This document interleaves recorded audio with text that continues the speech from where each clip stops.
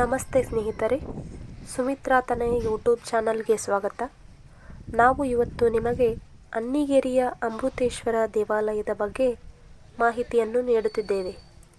ದಯವಿಟ್ಟು ನಮ್ಮ ಚಾನಲನ್ನು ಸಬ್ಸ್ಕ್ರೈಬ್ ಮಾಡಿ, ಲೈಕ್ ಮಾಡಿ, ಶೇರ್ ಮಾಡಿ ಹಾಗೂ ಕಮೆಂಟ್ ಮಾಡಿ. ಈ ದೇವಸ್ಥಾನವನ್ನು 1ನೇ ಸೋಮೇಶ್ವರನು 1050ರಲ್ಲಿ ನಿರ್ಮಾಣ ಮಾಡಿದನು. ಈ ದೇವಾಲಯ ಪ್ರವಾಸಿ ಕೇಂದ್ರಗಳಲ್ಲಿ ಒಂದಾಗಿದೆ. ಅಣ್ಣಿಗೇರಿಯು ರಾಜಮಹಾರಾಜರ ಕಾಲದಿಂದಲೂ ಪ್ರಮುಖ ವಾಣಿಜ್ಯ ಕೇಂದ್ರವಾಗಿದೆ. ಇಲ್ಲಿ ಪಾರ್ಶ್ವನಾಥ ಬಸದಿಯನ್ನು ನಿರ್ಮಿಸಲಾಗಿದೆ. ಅಣ್ಣಿಗೇರಿ ಎಂದಾಕ್ಷಣ ಮೊದಲು ನೆನಪಾಗುವುದು ಶ್ರೀ ಅಮೃತೇಶ್ವರ ದೇವಾಲಯ. ಈ ದೇವಾಲಯವನ್ನು ಕಲ್ಯಾಣಿ ಚಾಲುಕ್ಯರು ನಿರ್ಮಿಸಿದ್ದಾರೆ. ಈ ದೇವಸ್ಥಾನವನ್ನು ದಕ್ಷಿಣಾಭಿಮುಖವಾಗಿ ನಿರ್ಮಿಸಲಾಗಿದೆ.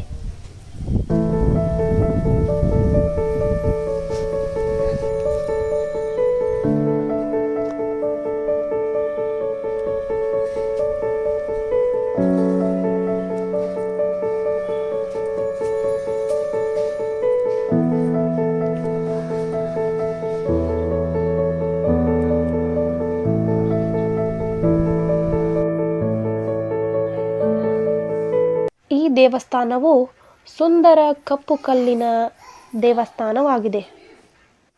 ಈ ದೇವಸ್ಥಾನವು 76 ಕಂಬಗಳ ಗರ್ಭಗೃಹ, ಅಂತರಾಳ, ನವರಂಗ, ಸಭಾಮಂಟಪ ಮತ್ತು ಗಜಲಕ್ಷ್ಮಿ ಶಿಲ್ಪಗಳನ್ನು ಒಳಗೊಂಡಿದೆ.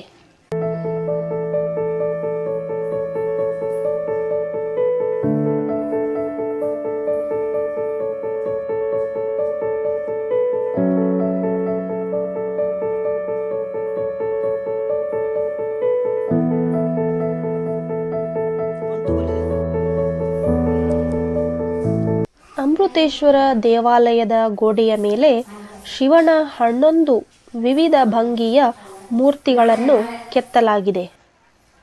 ಈ ಕ್ಷೇತ್ರದಲ್ಲಿ ಜಗದೀಶ್ವರನ ಜೊತೆ ಪಾರ್ವತಿ ದೇವಿ, ಗಣಪತಿ ಹಾಗೂ ನಂದಿ ಕೂಡ ನೆಲೆಸಿದ್ದಾನೆ.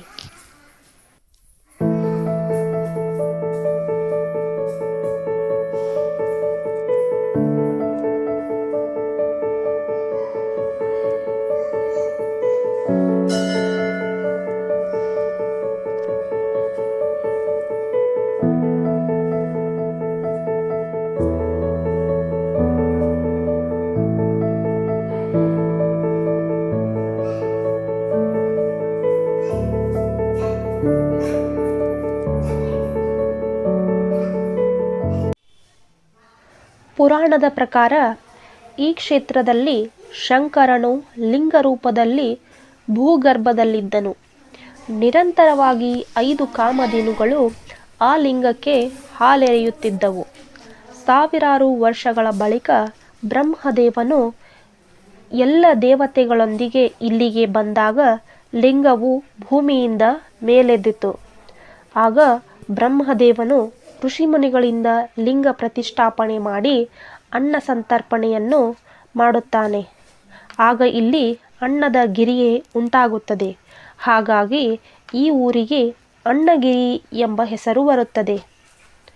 ಕಾಲಕ್ರಮೇಣ ಅಣ್ಣಿಗ ಎಂಬುವನು ಒಂದು ಕೆರೆಯನ್ನು ನಿರ್ಮಿಸಿದಾಗ ಈ ಊರಿಗೆ ಅಣ್ಣಿಗೇರಿ ಎಂಬ ಹೆಸರು ಬಂದಿತು. ಅಮೃತೇಶ್ವರ ದೇವಾಲಯಕ್ಕೆ ಬಂದು ಜಗದೀಶ್ವರನಿಗೆ ಬುತ್ತಿ ಪೂಜೆ ಮಾಡಿಸಿದರೆ ನೀವು ಮನಸ್ಸಿನಲ್ಲಿ ಅಂದುಕೊಂಡ ಕಾರ್ಯಗಳೆಲ್ಲ ಆಗುತ್ತದೆ ಎಂದು ಊರಿನ ಹಿರಿಯರು ಹೇಳುತ್ತಾರೆ.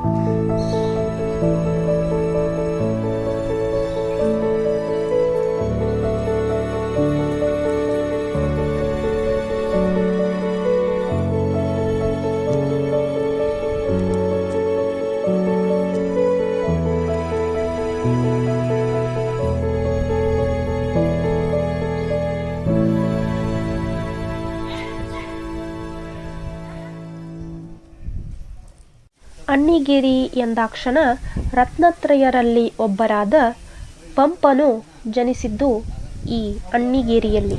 ಪಂಪನು ಕ್ರಿಸ್ತಶಕ 902ರಲ್ಲಿ ಜನಿಸುತ್ತಾನೆ. ತಂದೆ ಭೀಮಪ್ಪಯ್ಯ, ತಾಯಿ ಅಬ್ಬಣಬ್ಬೆ. ಪಂಪನು ಎರಡನೇ ಅರಿಕೇಸರಿಯ ಆಸ್ಥಾನ ಕವಿಯಾಗಿ ಆದಿಪುರಾಣ ಹಾಗೂ ವಿಕ್ರಮಾರ್ಜುನ ವಿಜಯ ಎಂಬ ಮಹಾಕಾವ್ಯವನ್ನು ರಚಿಸುತ್ತಾನೆ.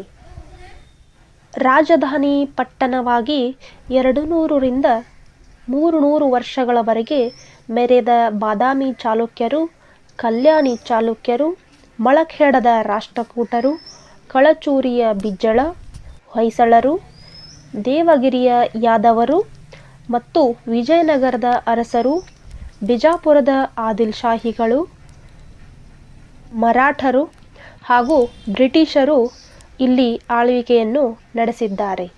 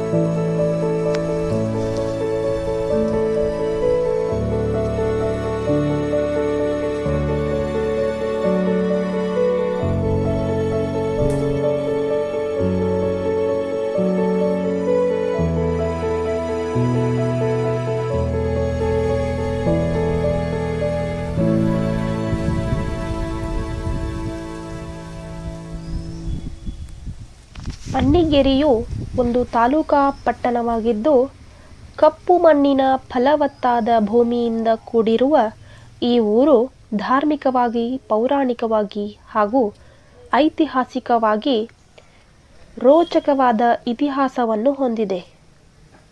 ಚಾಲುಕ್ಯರ 4ನೆಯ ಸೋಮೇಶ್ವರನು ಕ್ರಿಸ್ತಶಕ 1148ರಿಂದ 1185ರವರೆಗೆ ಅಣ್ಣಿಗೇರಿಯನ್ನು ರಾಜಧಾನಿಯನ್ನಾಗಿ ಮಾಡಿಕೊಂಡು ಆಳ್ವಿಕೆ ನಡೆಸಿದ್ದನು. ಹಾಗೂ ಕಲಚೂರಿಯ ಬಿಜ್ಜಳನು ಈ ಅಣ್ಣಿಗೇರಿಯನ್ನು ರಾಜಧಾನಿಯನ್ನಾಗಿ ಮಾಡಿಕೊಂಡು ಆಳ್ವಿಕೆ ನಡೆಸಿದ್ದನು. ಈ ಮಾಹಿತಿ ನಿಮಗೆ ಇಷ್ಟವಾದಲ್ಲಿ ದಯವಿಟ್ಟು ನಮ್ಮ ಚಾನಲನ್ನು ಸಬ್ಸ್ಕ್ರೈಬ್ ಮಾಡಿ, ಲೈಕ್ ಮಾಡಿ, ಶೇರ್ ಮಾಡಿ ಹಾಗೂ ಕಮೆಂಟ್ ಮಾಡಿ.